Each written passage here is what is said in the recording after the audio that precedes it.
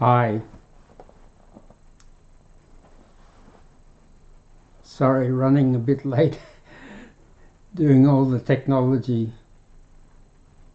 TikTok's easy, but it takes a while to connect to YouTube and Facebook and Instagram. But I think we've done it all correctly.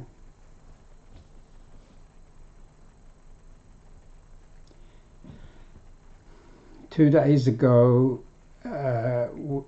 we filmed revisions of 8 videos. I spent a lot of time trying to get the wording better, and I think it was better. And now I'm almost ready to do another 8 videos, and I'd like to just talk about them now. The first one is the Mental Fix-It app. To be happy, healthy and safe, we need mental health and strength. But we've all had traumas and unmet needs, and tragically a lot of those things are never fixed.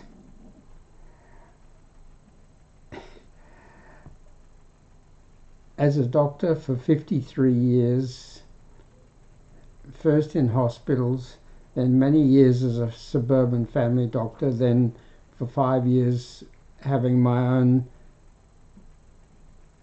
addiction clinic, which turned out to be a mental health clinic, because 19 out of 20 addicts had serious mental health illnesses before they started to take street drugs and became addicts.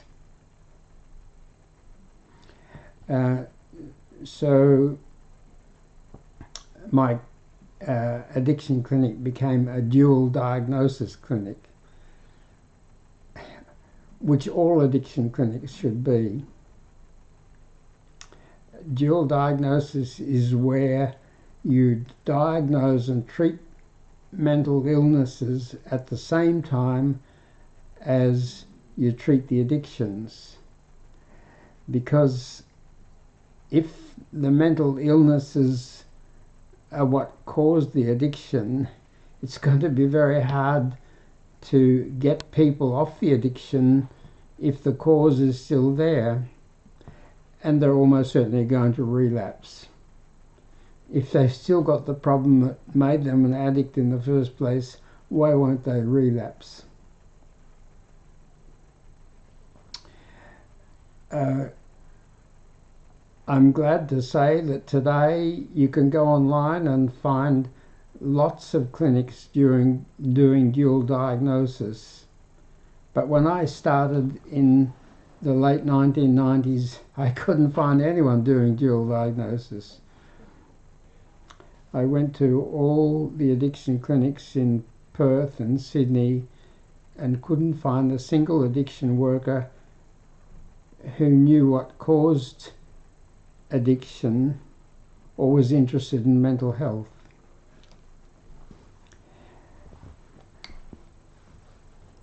I first discovered the mental health cause of addiction when I started to work 10 hours a week in an addiction clinic where they didn't know what caused addiction and didn't think that was important. But one day when I saw 15 heroin addicts, 5 of them had ADD, ADHD, and they were a mess. None of them were diagnosed, none of them were treated for ADD or ADHD, and mostly it wasn't diagnosed. And they did far better when I treated their ADD. And that caused me to look very carefully at all the new addicts I saw and to ask them about their childhood, their parents, their siblings, their family, their community, their school, how they got on in school, and I found that 19 out of 20 of them had had serious mental health disorders long before they started to abuse street substances and become addicts.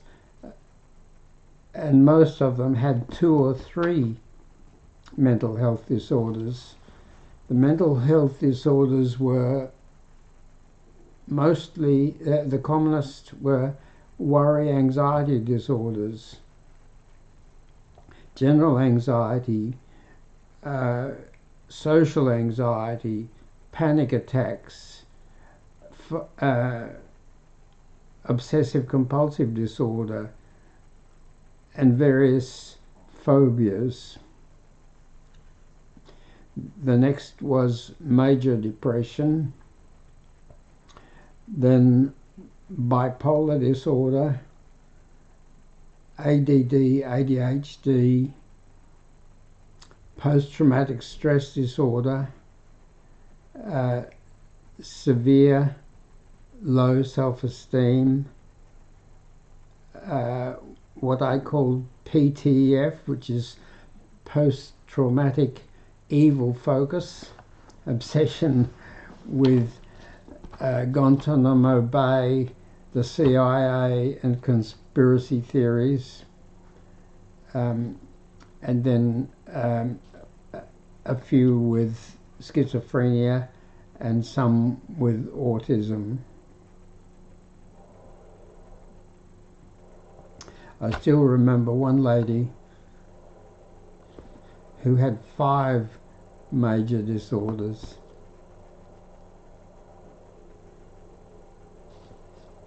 How the hell do you think you're going to fix their addiction if you do nothing about their mental health?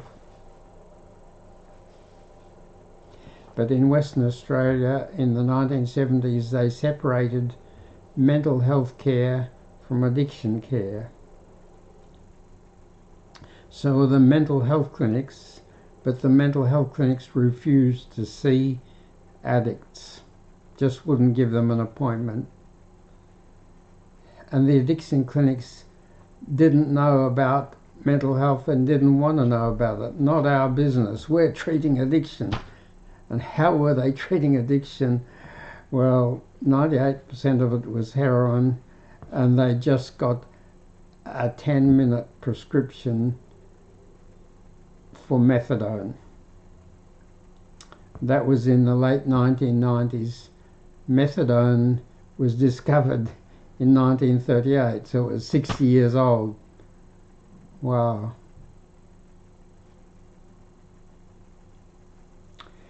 A lot of people at that time thought, and people still quite often think, that the addiction is what causes the mental health disorder. Well, the addiction makes the mental health disorders worse and sometimes causes new mental health issues, but fundamentally what comes first is the mental health disorder. And if they don't manage to get good treatment for that, a lot of them end up going down the street and getting street treatment, and that's always addictive.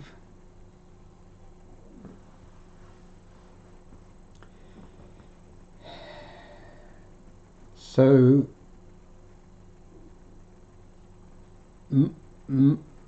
more than half the mental health medicines were addictive, and counseling, therapy was scarce. Most people got none, and nobody, as far as I could see, got enough. So, having been a doctor for a long time and been interested in who suffered the most and got the worst treatment, which was clearly addicts and people with mental health disorders, I felt that the problem was the tools.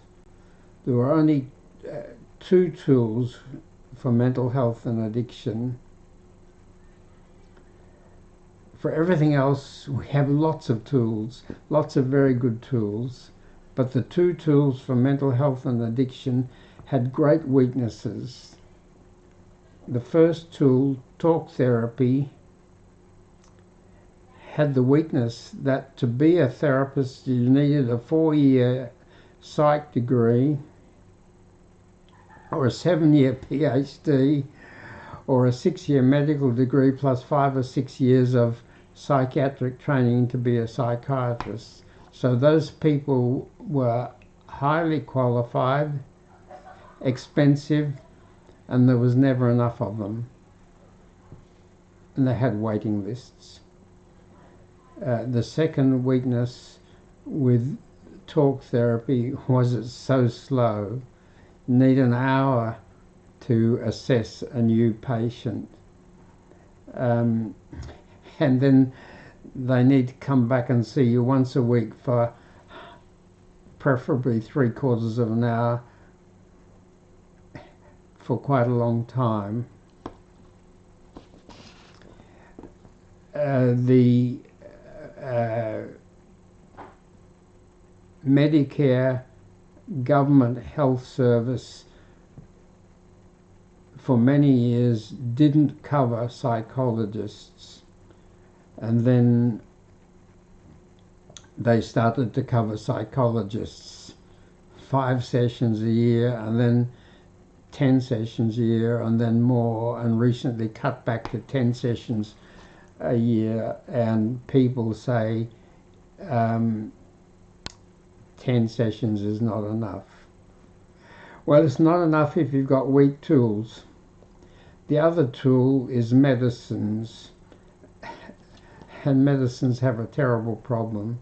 The people who take medicines want them to work quickly, make them better, and be able to stop the medicines. But the businesses that make medicines want people to take as much medicine as possible for as long as possible, and preferably never get well enough to be able to stop the medicine. So I didn't know what I was doing at first, but what I was doing was developing a package of tools, of much stronger, more effective tools, to do two things which I thought had to be done. First, they needed to have their mental health problems treated early, as early as possible. When you treat a mental health problem early, it's much simpler. You usually know what the cause is. You can see what the cause is. There's usually only one problem. But if what was happening was people waited for 5 or 10 or 20 years until they got in a desperate situation, then problems had caused problems had caused problems. Whatever the original problem was, whether it was a social problem or a mental health problem, it caused more problems. So they had multiple problems. It wasn't clear what the causes were. The causes had been lost in the dust and the distance. But getting in early was very important, and so that had to involve technology, had to be online, and it had to involve a lot of self-help. If people were going to wait until they were a disaster and then totally depend on someone else to fix them, they were never going to get better. So I developed 7 tools so far. Got a couple more coming up. But the first tool was a checklist, a paper checklist, which one of my assistants could do, would save me a lot of time. But checklists that someone had to administer, and that record keeping was difficult, were a great help, but weren't a great solution. And then with the advances of technology, it became apparent that an app was what was needed. But apps are a lot of work and they cost a lot of money, and I just couldn't afford it. And then I got lucky and found a postgraduate student who was doing a master's degree and already had a 5-year technology degree, who helped me to make the Mental Fix-It app at an affordable cost. The other tools were videos.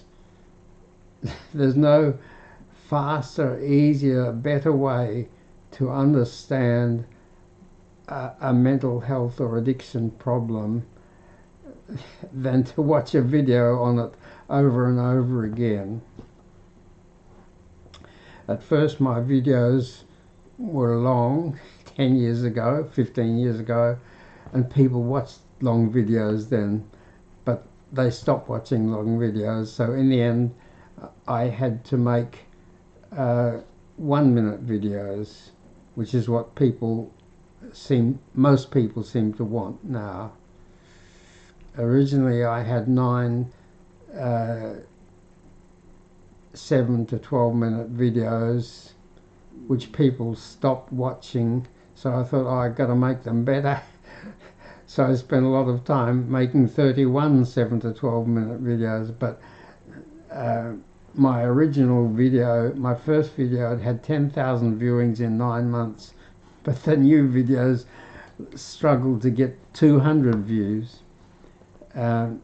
So then I went to 5 minutes, to 3 minutes, to 2 minutes, to 1 minute, and to cover everything with 1-minute videos, I eventually had to have 100. And if there's 100 videos, about each one only covering one matter, which ones do you watch? Because everybody's got different problems. Well, the Mental Fix-It app finds, or you tap your choice of answers about questions about all the different mental health and addiction things, and it then knows which videos will help your particular problems most. And the app report first of all tells you the 6 1-minute videos that will help you most, and you can watch them immediately, and you can watch them as many times as you need to till you get it, till you understand it, till you understand the problem, the causes, what's keeping the cause going, and how to fix it.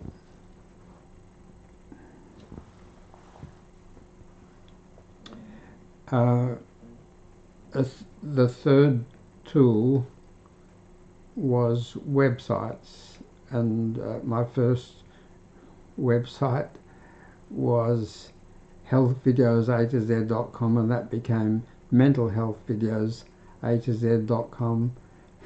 And because I now know everything's got to be shorter, we now have smilefixit.com, but there's still a lot of work to be done on that, and everything will be shorter and clearer.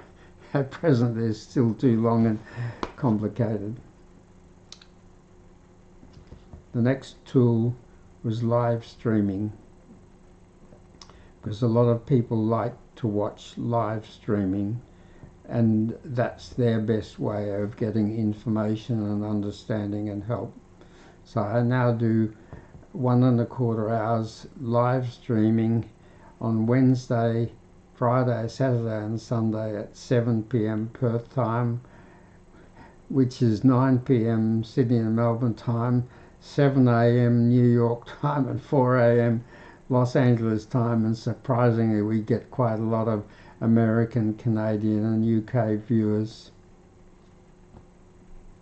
So I think I'm going to have to start to do a session at a more friendly time for those Northern Hemisphere places. The next tool was powder medicines.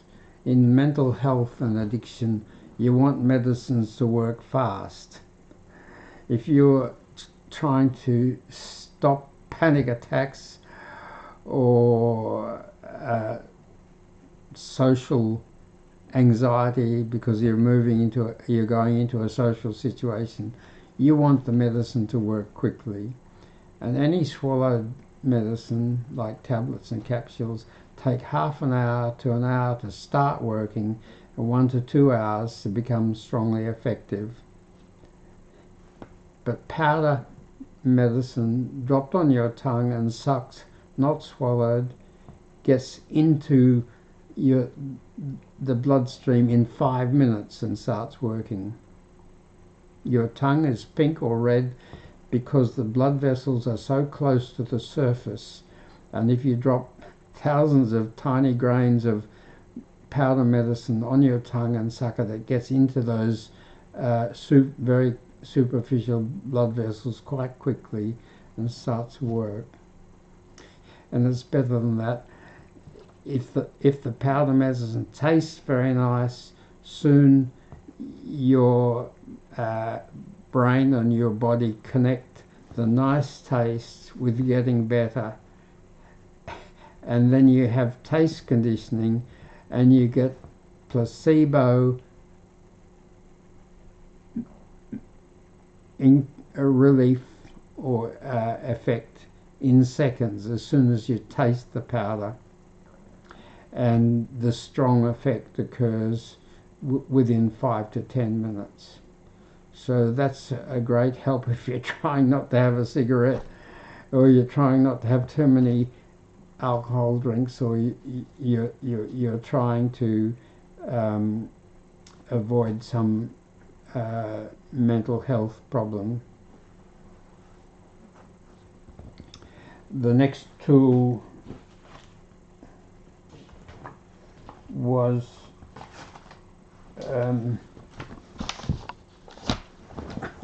where is it?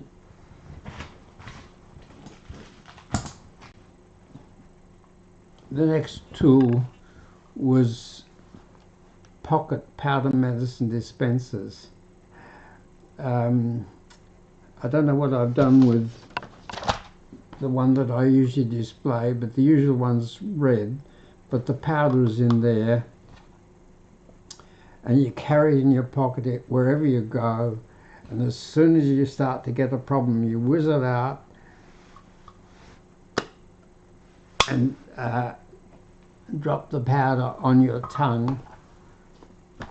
So within 5 minutes of starting to feel a problem coming, you're starting to get relief, so the problem doesn't get strong. And when the problem doesn't get strong, that's much more comfortable. But in addition to that, if you stop a problem as soon as it starts, every time, it gradually weakens that problem. Whether the problem is anxiety or depression or alcohol or tobacco or heroin, if you block it every time, as soon as it starts, you weaken it. I don't mean that you go cold turkey. I'm not in favour of going cold turkey. If you have got a big addiction and your body has, your chemistry has adapted to having a lot of a foreign chemical, and you suddenly stop it, it's just too painful. And in some cases it's dangerous.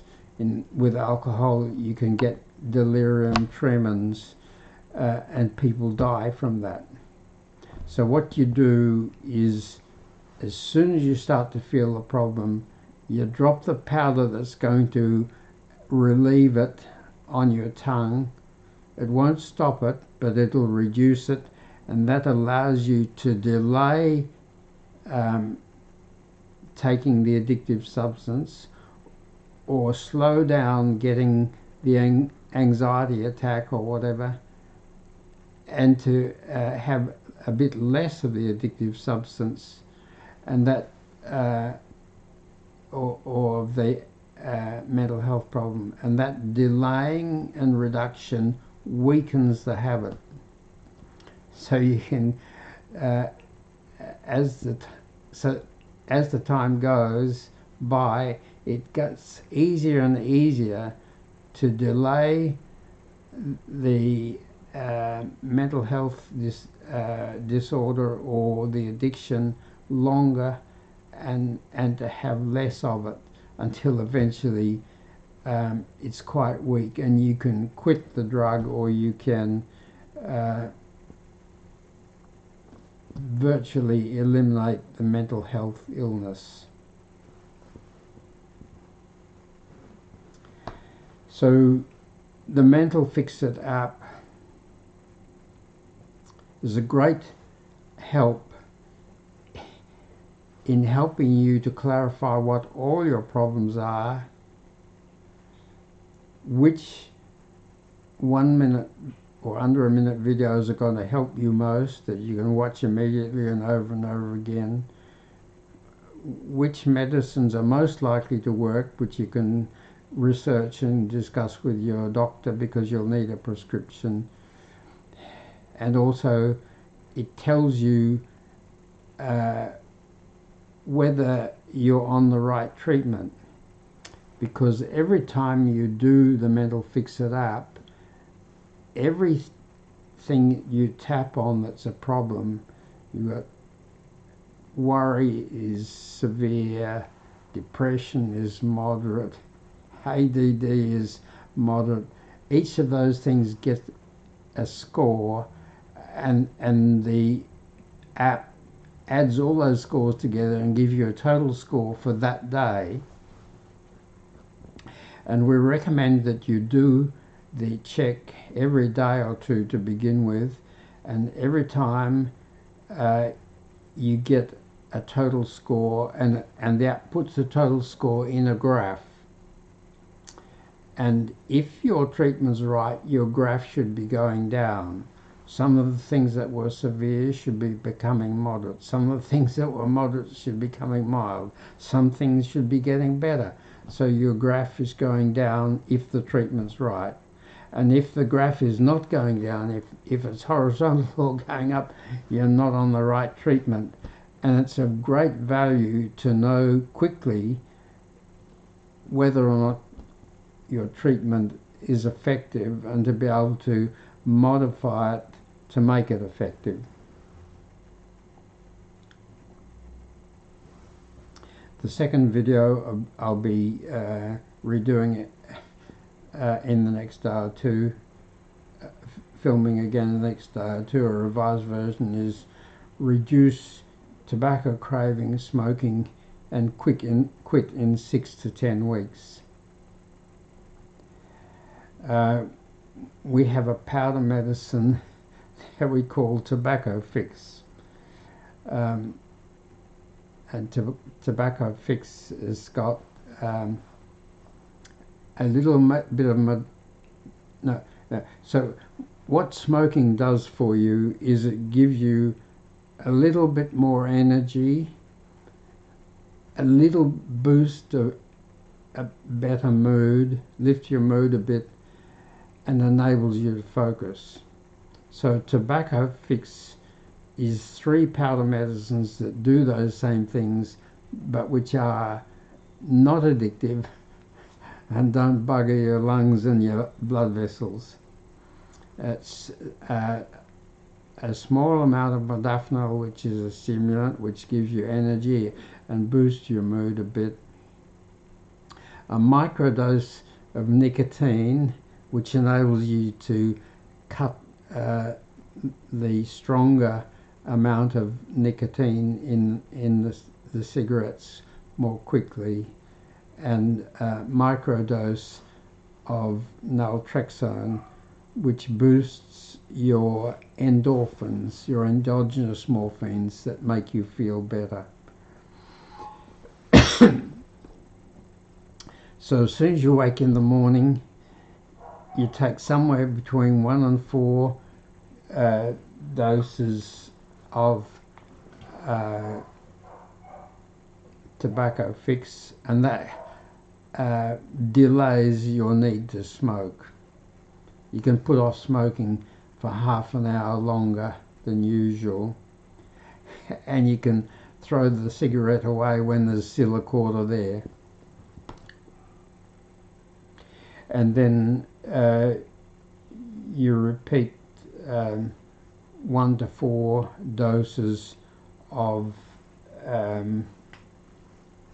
tobacco fix, which you've got in your pocket all the time, every 4 to 8 hours as necessary,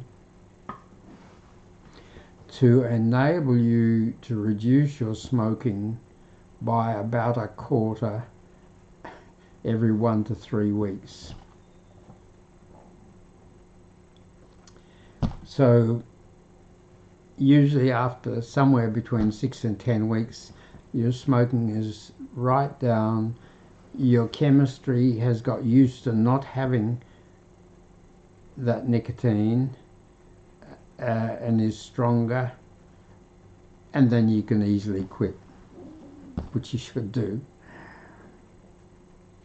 Some things, it's not a problem if you continue them in a milder amount, but tobacco is bad stuff. Kills 7 million people a year in the world and ruins the health of a lot of other people,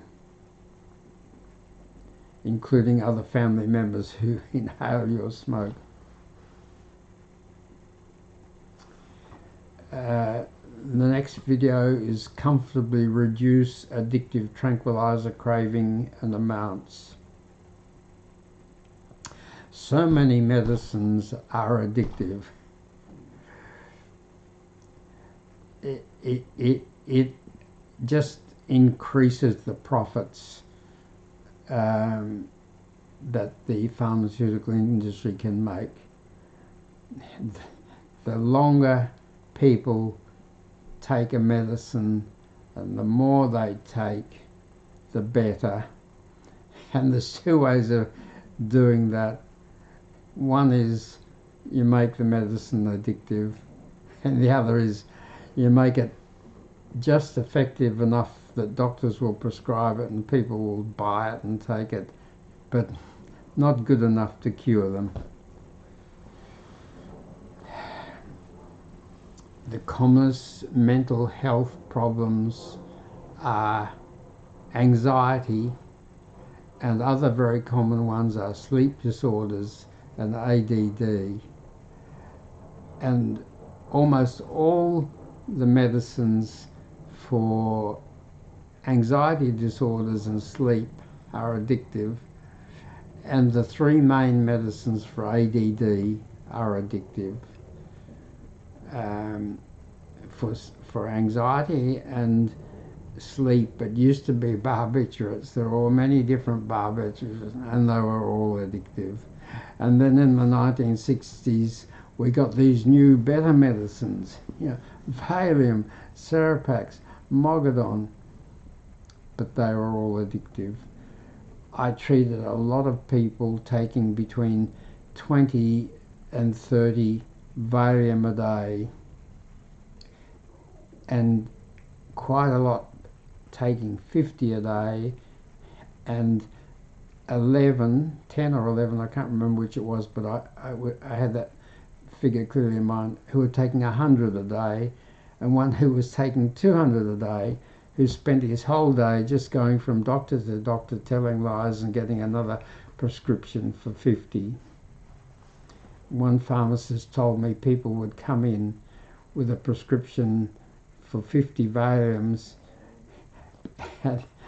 and as they walked out of the pharmacy, they'd swallow all 50 at once. because addictive medicines lose their effect. At first, one Valium calms you, but soon you need 2, and then you need 5, and then you need 10. If you've got a bad problem,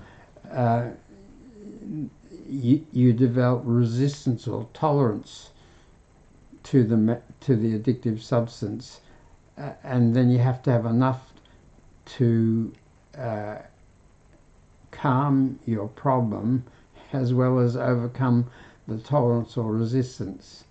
So you end up on a lot, and it's really not working, but you can't stop because your chemistry is so used to adjusting to cope with all that foreign substance that if the foreign substance, you suddenly stop taking it, you feel terrible. You have horrible craving and horrible withdrawal distresses. So I'm not in favor of going cold turkey. What you do is you get a medicine that just allows you to take the addictive substance a bit later and a bit less, which allows your chemistry to come back a little bit more normal. You have more and more and more. Later and later, starting in the day, starting the addictive substance, taking less and less, and your body chemistry becoming more and more normal until it's so low that you can quit.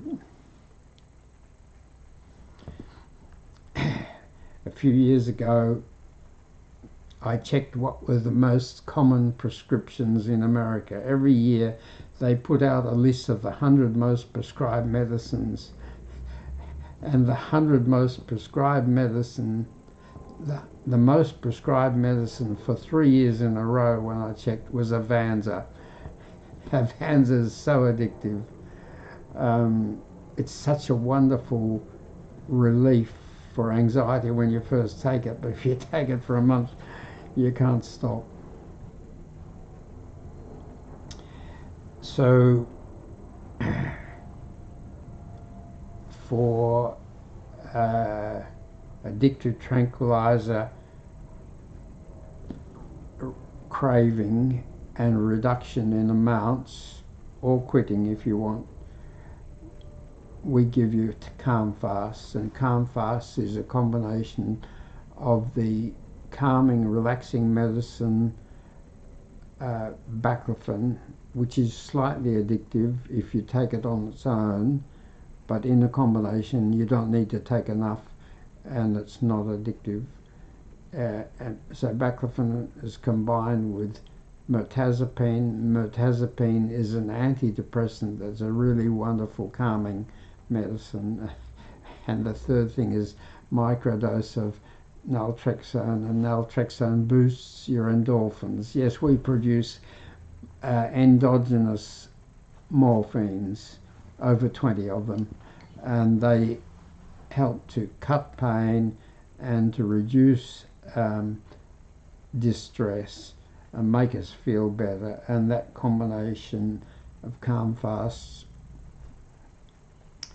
baclofen, mirtazapine and microdose naltrexone has a wonderful calming effect. As soon as you wake in the morning, you take 1 to 4 doses to try to prevent the tranquilizer craving, or to reduce it. And then you repeat 1 to 4 doses of Calm Fast every 4 to 8 hours. Whatever works best for you, that helps you reduce the addictive tranquilizer. And as you delay and reduce the amounts of addictive tranquilizer and your chemistry comes back to normal, the lower doses of tranquilizer have more effect, because your tolerance or resistance is reducing, and eventually you get it down to a level where a normal amount of the tranquilizer works well for you again, or you quit. I'd usually recommend that people quit and stay on the calm fast, which they have in their pocket, and they just take it when they need it, and that gives them relief and gradually weakens the problem. The next video will be on comfortably reduce marijuana craving. Don't stop it if you don't want to, but comfortably reduce it. I still remember a man probably 30 years ago coming to see me. He was a hospital technician. He was under a lot of pressure, and when he got home he used to smoke a lot of cannabis, and he was worried about that, and I didn't know what to do in those days. But what you do is simple. When you wake up in the morning, you take 1 to 4 doses of calm fast, and you smoke a little bit less marijuana, and you start a little bit later, and your chemistry comes back a bit more to normal, and the marijuana you have has more effect because you lose some of your resistance or tolerance to it, and you just gradually reduce the amount and take it later until you get down to what you're happy with, or you quit, whichever you choose.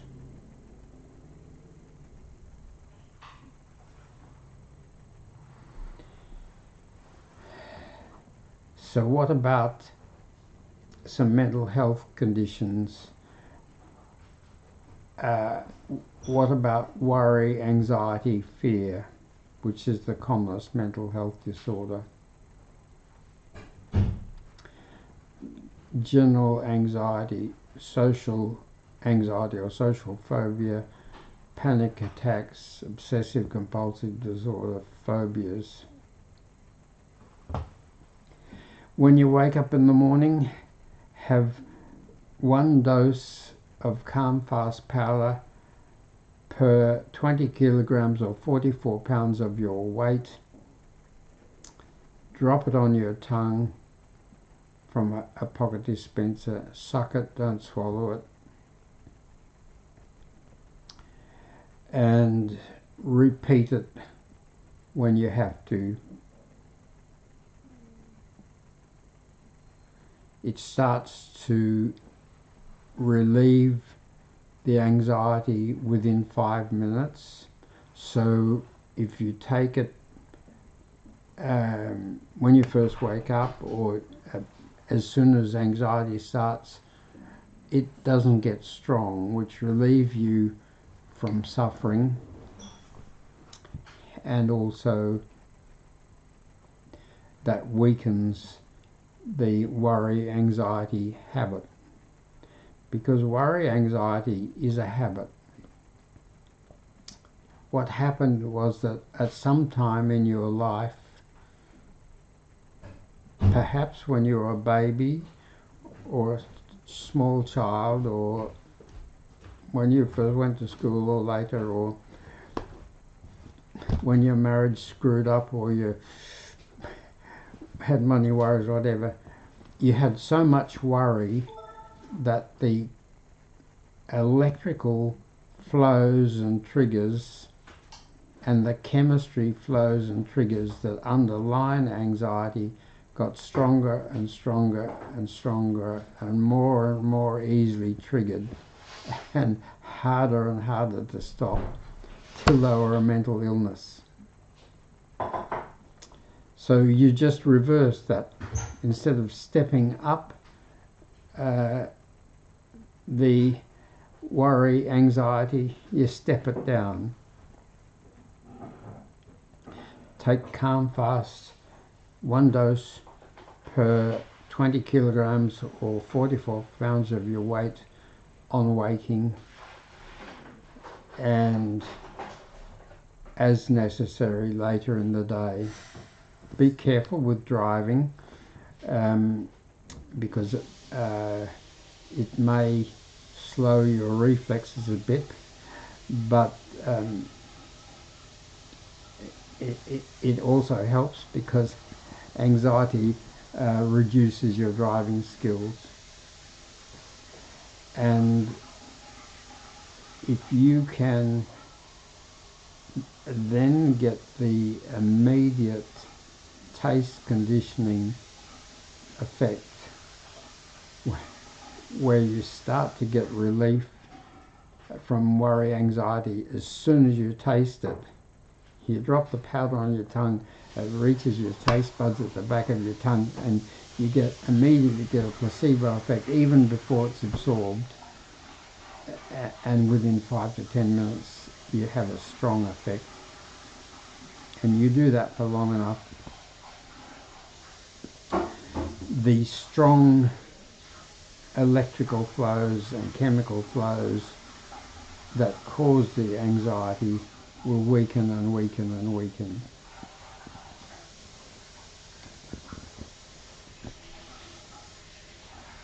Same with depression and bipolar disorder.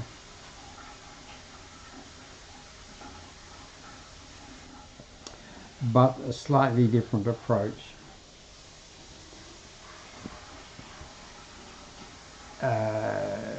In 2011 they did a world study of the 30 antidepressants available at the time. There were 30 antidepressants of various types, and they found that the most effective ones were sertraline, escitalopram, mirtazapine, and what was the other one? Can't remember. But that was what I found too. So fluoxetine, desvenlafaxine. Fluoxetine and desvenlafaxine are stimulant antidepressants. You take them in the morning. Mirtazapine is a calming antidepressant. You take that in the evening. If you've got a bad problem, you take the stimulant ones in the morning and the calming ones at night. And there are a couple of others, sertraline, which is a very old one, 1990s one, and the escitalopram, which don't have a calming or a stimulant effect. You can take them anytime you like. And I definitely recommend, if you have depression, taking antidepressants. And if you have manic periods, you have racing periods, and you go from low to high, lamotrigine and carbamazepine are very good mood stabilizers. They're actually anti-epilepsy medicines, but anti-epilepsy medicines calm people who have those racy high bipolar swings. But those medicines rarely fix the causes. So you need to use the Mental Fix-It app. Just tap the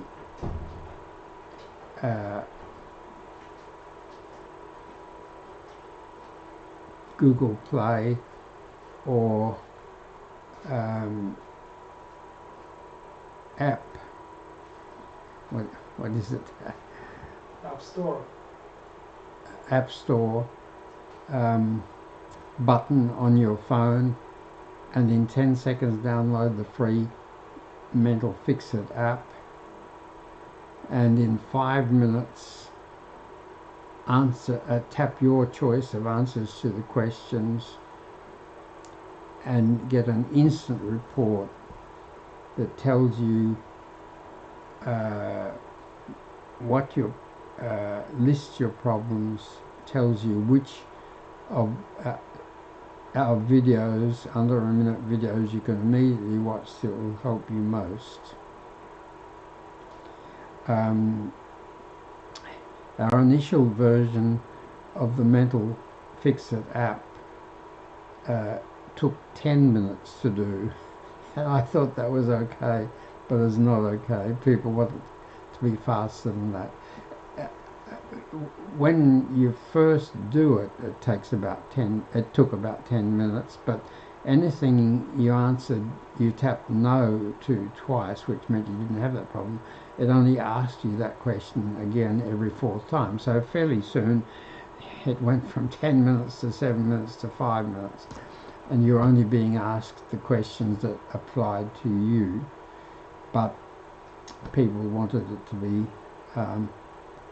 shorter, so we've cut it in half, and now the first time you can do it in about 5 minutes, and before long you can do it in 3 minutes and 2 minutes.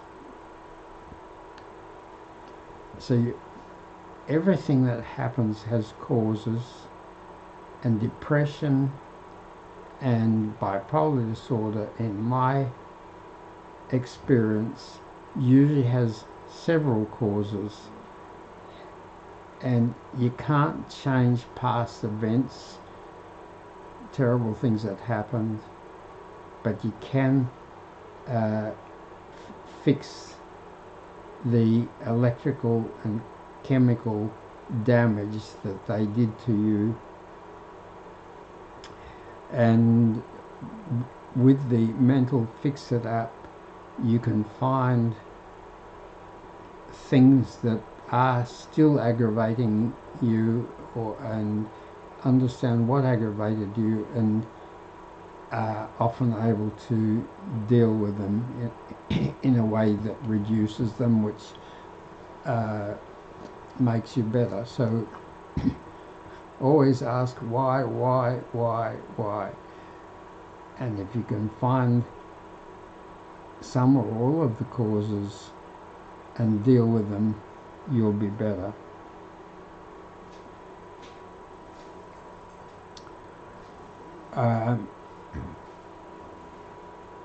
I have a powder medicine which I call Upfast, and that's a combination of stimulating antidepressant fluoxetine and stimulating a non-addictive stimulant called modafinil, and that's because antidepressants can take up to 3 weeks, 1 to 3 weeks to start to work. When people are very depressed, that's a long time to wait, and sometimes they don't wait. They go down the street and get crystal meth or cocaine and become addicts. But modafinil, which is a moderate stimulant that's not addictive, so all doctors can prescribe it. If you mix that, as I do, with fluoxetine, as soon as they start to take that, within an hour, the modafinil is helping them. They feel better. They need the antidepressant, and they haven't got that yet, but they've got some improvement, and that's a great relief to them. It gives them hope, and I think it stops some people from turning to street stimulants.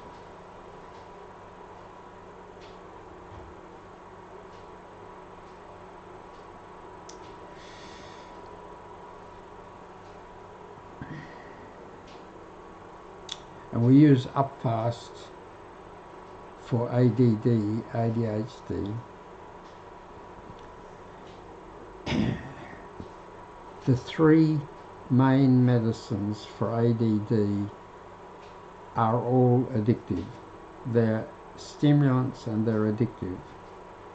Because in ADD, the front part of your brain's only half awake, so you can't focus and concentrate, and it's not controlling other parts of your brain that make you hyperactive and impulsive. And the stimulant wakes up that part of your brain, helps you to focus better, helps it to control other parts of your brain better, so reduces the hyperactivity and the impulsivity. But because the medicines are addictive, the regulators decided that family doctors couldn't prescribe those medicines. Oh, can't trust the GP. Doesn't matter that he knows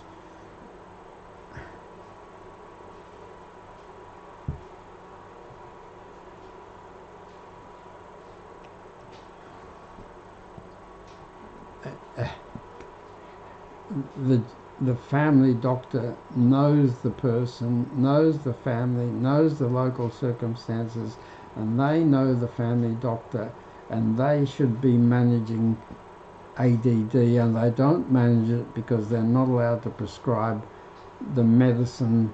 And if you're not allowed to prescribe the treatment, well, you don't have the same interest in a problem. You just send them off to see someone else. But if it's a child, they have to get the medicine from a pediatrician or a psychiatrist. And if they're an adult, they have to get the medicine from a psychiatrist. And they're expensive and few and far between and have waiting lists. So the better end of town can afford to see them and can usually manage that. But a lot of people with ADD, the family has been dragged down by it. If you've got ADD, there's quite a strong chance that one of your parents had ADD, and maybe that caused them to have that would have caused them to have a poor education, a poor job, sometimes unemployment. So there's not much money. And you're impulsive. ADD makes you impulsive. So you go down the street and get some crystal meth or cocaine or ecstasy instead and become an addict. Not a good idea. So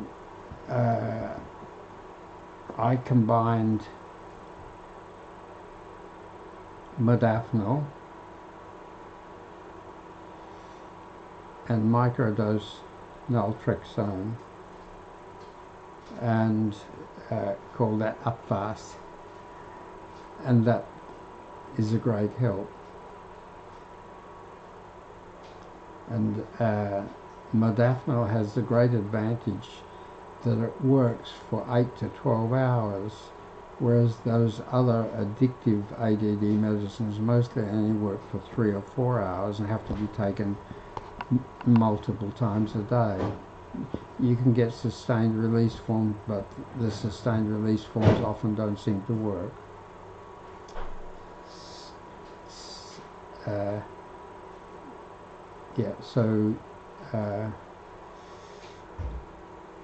This is a great problem. In 1 year, I treated 700 heroin addicts, and a third of them, every third one, had ADD untreated.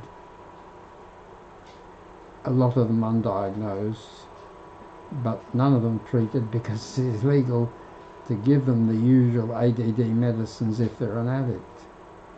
and they were in great misery.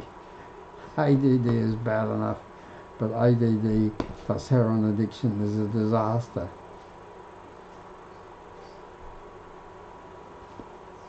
One of my patients hung himself because of that. He was a 23-year-old, pretty smart IT worker, but he'd started to become erratic, took street stimulants and lost his job. I checked him out and said, "You got ADD?" Which he didn't know. And I said, "But I can't prescribe the medicine for you because I'm just a GP, and GP's not allowed to prescribe the medicines for ADD. And there's no point in me sending you to a psychiatrist. A, he couldn't afford it, and B, the psychiatrist would not be allowed to prescribe the ADD medicines because he was an addict." So I said, "There's a medicine which I've never prescribed, but I can prescribe it for you and we'll give it a try, and that's modafinil." So I gave him a prescription for 30 100 milligram modafinil tablets, and it worked wonders for him. He was just so much better. He was so happy. But he weighed 125 kilos, so he had to take 3 modafinil every morning. And 30 modafinil 100 milligram had cost him $143. And he used those 30 tablets in 10 days, and then he couldn't possibly afford to get another 30 tablets. He'd worn out his welcome with family and friends, getting enough money to buy the first 30. So he got so desperate and angry and despairing that he hung himself. His flatmate told me that he first tried to hang himself from a hook on his bedroom door, but because he was 130 kilos, the hook broke. So a few days later he went down by the river and hung himself from a tree. Big wake-up call for me. And then I found out that I could get modafinil tablets, 200 milligram modafinil tablets from India for 50 cents each. In Australia, it's legal to import medicines that are legal in Australia from overseas for your own personal use, but not more than 3 months supply at a time. So from then on, I used to help people to get modafinil from India. Now modafinil is not as expensive in Australia as it was, and if a psychiatrist prescribes it, it's subsidised by Medicare, and then the psychiatrist can give the GP an authority to prescribe it. But most psychiatrists don't seem to be keen to do that. So the person has to keep going back to see the psychiatrist once every 6 months to get a new prescription. I've got a family member that does that. Yeah, but modafinil on its own or combined with microdose naltrexone to boost the endorphins is the best treatment for ADD, in my opinion. And the last of the 8 videos I'm going to film tomorrow or the next day is quickly cut irritability, anger, violence disorder called IAD. Anger is a big problem, and Australia has got a terrible problem at the moment with domestic violence. One woman dies every 4 days in Australia, murdered by their partner or ex-partner. And for everyone that's murdered, there are many that are made homeless and have to live on the streets or in a refuge somewhere, and there are not enough refuges, or can't afford to leave the person that's beating them because they haven't got the money. And there didn't seem to be a name for this condition, and there didn't seem to be a generally accepted treatment. So I called it IAD, irritability anger disorder. It really goes, in severe cases, irritability, anger, rage and violence. Everything from 5% above normal to disaster. And I found that epilepsy medicines calmed a lot of angry people. So I made Anger Fix. And Anger Fix is a combination of the tranquilizer baclofen, the calming antidepressant mirtazapine, the anti-epilepsy medicine lamotrigine, and some microdose naltrexone to boost the endorphins. And if you've got Anger Fix in a pocket dispenser in your pocket, and as soon as the earliest sign of irritability, anger, you whiz it out and drop it on your tongue, within 5 minutes it's starting to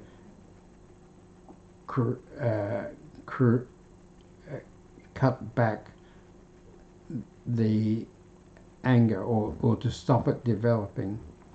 And it's much, much easier to stop it developing if you get it earlier than to try to make it go away once you're angry. And people can take it when they see someone coming who makes them angry, or if they get into a situation which has made them angry in the past, before they get into it they can whiz the thing out of their pocket and take some, and that's a great help for them. So, Anger Fix. Well, I think that might be enough for tonight. Today is Wednesday. I'll be back again on Friday at 7 o'clock, and I'm getting a bit faster at connecting all the different platforms, so hopefully I might be on time instead of 5 or 10 minutes late.